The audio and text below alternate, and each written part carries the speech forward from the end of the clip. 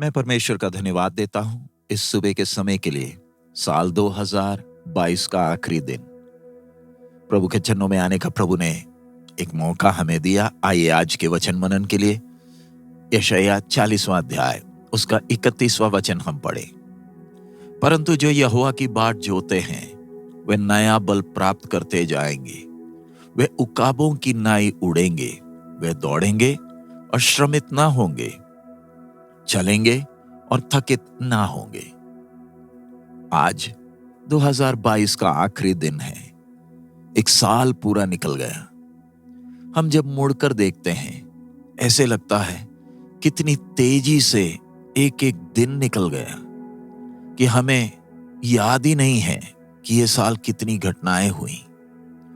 लेकिन हम सब एक स्वर के साथ कह सकते हैं कि मेरा प्रभु मेरे लिए अच्छा था। ये पूरे साल खुशी के अवसर थे, गम के अवसर थे, निराशाएं थी, चिंताएं थे, बीमारियां थी, लेकिन मेरे प्रभु परमेश्वर ने मुझे इन सब के मध्य में से अपनी भलाई और अपने प्रेम के साथ मुझे चलाया। इस साल जो कुछ हुआ वो सब मेरी भलाई के लिए ही था। हमारे जीवन में कई घटनाओं के कारण हमारे मन में वो दुख होगा कि मैंने ये गलतियां की। हमारे मन में अफसोस होंगे। लेकिन आज जब हम साल के आखिरी दिन पहुंच गए हैं, आइए हम प्रभु के सामने अपने आप को नम्र करें और प्रभु से प्रार्थना करें। प्रभु, नए साल में जैसे ही हम प्रवेश करने जा रहे हैं, आप में बलवंत होने के लिए मदद करें। हमें मालूम है कि हम अपने स्वर्गीय घर के एक कदम और नजदीक हम आ गए हैं, जहां पर हमारा स्वर्गीय पिता बड़ी आशा के साथ हमारी प्रतीक्षा कर रहा है। आइए नए साल में हम अपने स्वर्गीय पिता को निराश ना करें। जैसे हमने वचन पढ़ा, जो यहोवा की बाट परंतु जो यहोवा की बाट जोते हैं वे नया बल प्राप्त करेंगे, करते जाएंगे। वे उकाबों की नाई उड़ेंगे। वे दौड़ेंगे और श्रमित ना होंगे, चलेंगे और थकित ना होंगे। जब एक संसारिक व्यक्ति को हम देखते हैं, वो अपनी इच्छा शक्ति पर, अपने फैसलों के बलबूते नए साल में प्रवेश करने की तैयारी कर रहा है। उसने बहुत सारी योजनाएं बनाई हैं जो उसकी सोच में उसके लिए अच्छी है। लेकिन एक परमेश्वर का संतान जिसने अपना जीवन प्रभु को दिया है, वो प्रभु की बाट जोता है, क्योंकि बाट जोने से वो नया बल पाता है और वो नए साल में इस आश्वासन के साथ प्रवेश करता है कि चाहे कितनी भी चुनौतियां मेरे जीवन में आ जाएं, मेरा प्रभु मेरे साथ है। वो उकाब की तरह चढ़ता है, उड़ेंगे जैसे लिखा है। उसका आत्मा, उसका प्राण उस ऊंचे स्थानों में पहुंचकर वो शांति को अनुभव करता है जो एक व्यक्ति कभी भी अपने बल से नहीं पहुंच पाता। 2022 थकान भरा था। हमें से कई थक चुके और शायद 2023 के प्रति हम लोग के अंदर भय होगा, क्योंकि हमें नहीं मालूम 2023 में अगला क्या होगा। लेकिन जब एक प्रभु का संतान प्रभु के चरणों में बाट जोता है, प्रभु पर पूरा आश्रित है, क्योंकि उसे मालूम है मेरा पिता, मेरा प्रभु विश्वास योग्य है, मुझे अंत तक संभाले रहेगा, तो वो दिव्य सामर्थ से बलवंत होता है और वो उसे इतना बल मिलता है कि वो ऊंचे पहाड़ों को, तराइयों को, जो उसके रास्ते में बाधे बन सकते थे, उनके ऊपर से निकल जाता है। हम बल पाते क्यों हैं? ताकि हम उकाबों की तरह ऊंचाई में हम चढ़ सके। बाकी चिड़ियों के लिए यह संभव नहीं है। उकाब के लिए भी जब वो पहाड़ों को देखता है, आरंभ में उसे लगता है पहाड़ बहुत ऊंचे हैं, लेकिन जब वो ऊंचाइयों में चढ़ता है तो कितना खुश होता है। सूरज की और ज्यादा रोशनी मिलती है और ऊपर से वो नीचे की खूबसूरती को निखारता है। ऊपर से पहाड़ों को और तराइयों को जब देखता है, अब वो उसके लिए बड़ी बातें नहीं है। अब दुनिया की कोई भी चीज उसे रोक नहीं सकती। चुने हुए कौम इस्राएल के लिए ये सुसमाचार था, ये वचन जो परमेश्वर के नबी ने उनको दिया प्रभु से प्राप्त कर, ताकि उन्हें हौसला दे कि प्रभु उन्हें बलवंत करेगा वायदे किए देश में वापस पहुंचने के लिए। बेशक वो इस समय गुलामी के देश बाबिलोन में है। उनका परमेश्वर उनके बाप दादाओं को मिस्र से अपना भुजबल दिखाकर निकाल कर लाया। अब वो उनकी पीढ़ियों को भी उनकी जीवन यात्रा में चलाएगा। वो दौड़ेंगे, बेशक वो छोटे हैं या बुजुर्ग हैं, लेकिन वो थकेंगे नहीं। वो चलेंगे और थकित ना होंगे, वो श्रमित ना होंगे। प्रभु यहोवा उन्हें बलवंत करेगा। सो एक परमेश्वर के संतान के तौर पर आइए हम अपने ऊंचे बुलाहट को ध्यान दें। हमारी बुलाहट इस्राएल कौम से भी कितनी ऊंची है।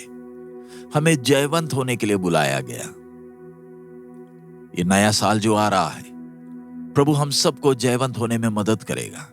आइए हम प्रभु के चरणों में समय बिताएं और नए साल में प्रभु में बलवंत होकर प्रवेश करें। हमारे जीवन में आने वाले दिनों में बाधाएं आएंगी, लेकिन हमें यह पूरा आश्वासन है कि अगर प्रभु की उपस्थिति मेरे साथ है तो मैं हर कदम में जयवंत हूंगा। हम लंबी दूरियां दौड़ेंगे, लेकिन श्रमित नहीं होंगे, ना ही हम थकेंगे। ये नया साल आइए हम एक आदत बनाएं कि 2022 से बढ़कर हम अपने पिता के चरणों में और समय बिताएं और प्रभु में बलवंत हो। हम अपने पैरों को ना घसीटें, क्योंकि हम अपने बल से चल नहीं सकते। ये सोचकर ना चलें कि मुझे अकेले चलना है, लेकिन हमारे आसपास के लोगों को हमारे द्वारा हमने प्रोत्साहित करना है, ताकि वो भी हमें देखकर प्रभु के चरणों में इंतजार कर बलवंत हो सकें। आइए नए साल में हमें जो दौड़ना है, विश्वास के साथ, आनंद के साथ हम दौड़े, ताकि दूसरे भी हमारे इस दौड़ को देखकर आशीषित हो सके। हमारा निराशा भरा मुख बहुतों के लिए रुकावट बन सकता है। पुराने नियम के संत और नए नियम के संत, वो हम सबको, बादलों का बड़ा झुंड हमें हौसला क्या देता है? दिल मत छोड़ प्यारे अजीज, तो दिल मत छोड़। प्रभु पर भरोसा कर, पूरे तन मन से प्रभु के साथ चल। हमें एक बात तो पक्का मालूम है, जिसके हाथ में हमने अपना जीवन सौंपा है, उसी के हाथ में मेरा नया साल और सारा सृष्टि उसके नियंत्रण में है। मेरा प्रभु मुझे चलाएगा और ये सृष्टि की कोई भी बात मुझे रोक नहीं पाएगी। आइए हम विश्वास में और बलवंत हो। हमारा प्रभु के हाथ में हमारा जीवन सुरक्षित है।